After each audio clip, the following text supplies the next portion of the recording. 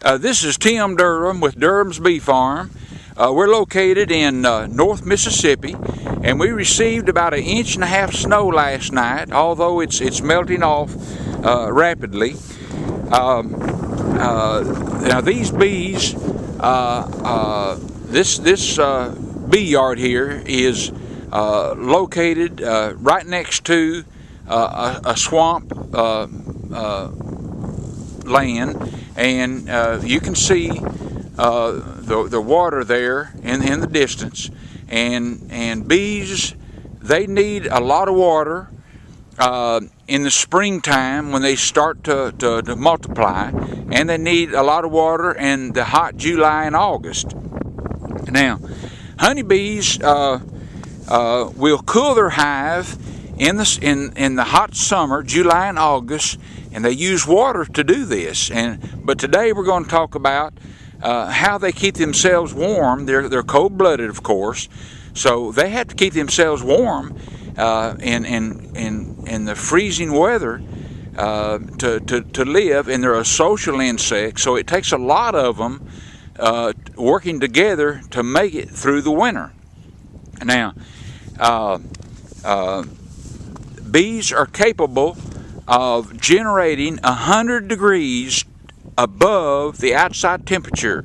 So if it's 0 degrees outside, then the honeybees they will keep the center of their cluster about 93 to 95 degrees.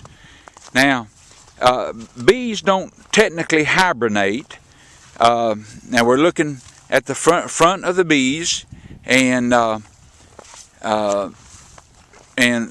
course I'll take care of these bees from the rear of the hive. So you're looking at the rear of the hives, and so honeybees, they consume honey to generate heat. Honey is not only their food, but it's their fuel. So when it gets cold, 50 degrees and below, the colder it gets, the more heat they have to generate. So the colder it gets, they will form a cluster inside that hive, and the colder it gets, the tighter the cluster will get. And honeybees produce heat by vibrating their muscle,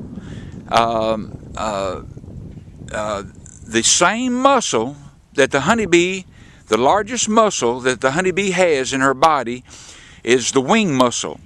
And in the wintertime, they will disconnect that muscle from their wings and vibrate those muscles, and those muscles in turn produce heat. Now when they're like I say, they form a cluster, and on the outside of that cluster now is cold. The inside of that cluster is about 93 to 95 degrees. So the bees on the outside of that cluster are cold and stiff, and after they've been out there a while, they will move toward the inside of the cluster, and where they can warm up and get some food. And likewise, the bees on the inside of the cluster will move to the outside, and they will take turns doing this. And of course, the queen will stay in the center of that cluster all during this time. And but you can take a top off one of these hives, and you can feel the heat come out of there. Of course, we don't disturb them in the wintertime.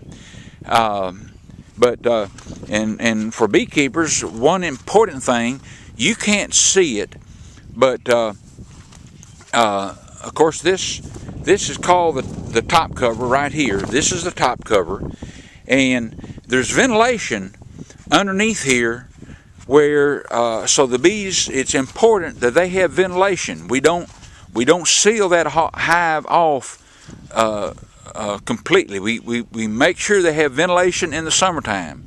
It's very important. Ventilation all through the year, but especially during cold weather.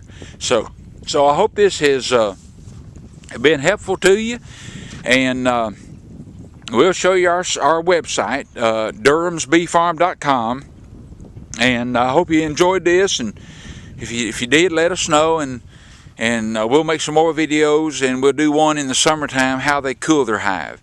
So thank you, and have a good day, and God bless you. Bye-bye.